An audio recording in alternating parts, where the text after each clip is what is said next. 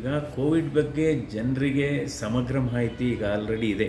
ಯಾವ ರೀತಿ ಮುನ್ನೆಚ್ಚರಿಕೆ ಕ್ರಮ ತೆಗೆದುಕೊಳ್ಬೇಕು. ಯಾಕೆಂದರೆ ಈ ಡಿಸೆಂಬರು ಜನವರಿನಲ್ಲಿ ಏನಾಗಿದೆ ಅಂದರೆ ಸಾಮಾನ್ಯವಾಗಿ ವೈರಲ್ ಇನ್ಫೆಕ್ಷನ್ಸ್ ಜಾಸ್ತಿ ಆಗುತ್ತೆ. ಇಟ್ಸ್ ಅ ವೈರಲ್ ಸೀಸನ್ ಅಂತಲೇ ಹೇಳ್ಬೋದು. ಸೊ ಇವಾಗ ಸ್ವಲ್ಪ ಅಲ್ಲಿ ಇಲ್ಲಿ ಕೆಲವು ಸೋಂಕಿನ ಈ ಪೇಷಂಟ್ಸ್ನ ನಾವು ನೋಡ್ತಾ ಇದ್ದೀವಿ. ಅದರಿಂದ ಮುನ್ನೆಚ್ಚರಿಕೆ ಇರೋದು ಬಹಳ ಮುಖ್ಯ. ಅಂದರೆ ನಮಗೆಲ್ಲ ಗೊತ್ತಿದೆ ಮಾಸ್ಕ್ನ ಮಹತ್ವ ಏನು ಅನ್ನೋದು ನಮಗೆ ಗೊತ್ತಿದೆ. ಸೊ ಯಾರ್ಯಾರಿಗೆ ಕೆಮ್ಮು, ಜ್ವರ, ನೆಗಡಿ, ತಲೆನೋವು ಇರುತ್ತೆ ಅವರೆಲ್ಲ ಮಾಸ್ಕ್ ಹಾಕೋಬೇಕು. ಅದರಲ್ಲೂ ಕೂಡ ಈ 60 ಅಥವಾ 65 ವರ್ಷ ದಾಟಿದವರು, ಸಕ್ಕರೆ ಕಾಯಿಲೆ ಇದ್ದವರು, ಅಥವಾ ಡಯಾಲಿಸಿಸ್ ಮಾಡಿಸ್ಕೊಳ್ತಾ ಇರೋರು, ಅಥವಾ ಹೃದಯ ಸಂಬಂಧಿ ಕಾಯಿಲೆ ಇದ್ದವರು, ಲಂಗ್ಸ್ದ ಶ್ವಾಸಕೋಶದ ಸಮಸ್ಯೆ ಇದ್ದವರು ಅವರೆಲ್ಲ ಹಾಕೊಳ್ಳೋದು ಬೆಟರು. ಅಂದರೆ ಟೆಸ್ಟ್ಗಳನ್ನು ಮಾಡಿಸ್ಕೋಬೇಕು. ಭಯ ಪಡೋಂಗೇನಿಲ್ಲ, ಮುನ್ನೆಚ್ಚರಿಕೆ ಅಗತ್ಯ ಅಷ್ಟೇ. ಯಾಕೆಂದರೆ ಬಹುಶಃ ಇನ್ನೊಂದು 15 ದಿವಸದಲ್ಲಿ ಯಾವ ಟ್ರೆಂಡು ಅಂತ ಗೊತ್ತಾಗುತ್ತಿದ್ದು.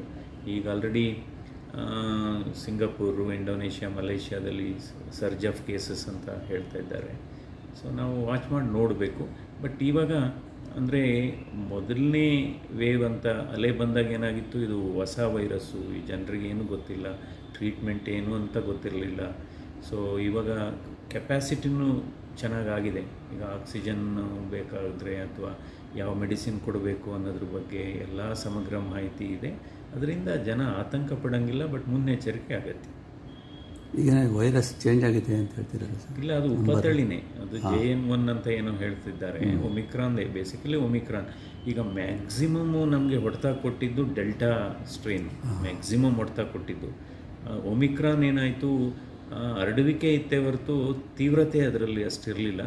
ಸೊ ಹೀಗಾಗಿ ಮುನ್ನೆಚ್ಚರಿಕೆ ವಹಿಸಬೇಕು. ಮಾಮೂಲಿ ಗುಂಪು ಇದ್ದಂಥ ಸಂದರ್ಭದಲ್ಲಿ ಸ್ವಲ್ಪ ವಯಸ್ಸಾದವರು, ಕೊಮಾರ್ಬಿಡಿಟೀಸ್ ಇದ್ದಂಥವರು ಮುನ್ನೆಚ್ಚರಿಕೆ ವಹಿಸೋದು ಸೂಕ್ತ ಅಂತ ಹೇಳ್ಬೋದು. ನಂತರ ಕ್ರಮೇಣ ಇದೇನಾದರೂ ಹೆಚ್ಚಾದರೆ ಕೇಂದ್ರ ಸರ್ಕಾರ ಮತ್ತು ರಾಜ್ಯ ಸರ್ಕಾರ ಮಾರ್ಗಸೂಚಿಗಳನ್ನ ಕೊಡುತ್ತೆ. ಅದಕ್ಕೋಸ್ಕರ ಕಾಯೋಣ. Nandini, Bharat news TV, Mysuru.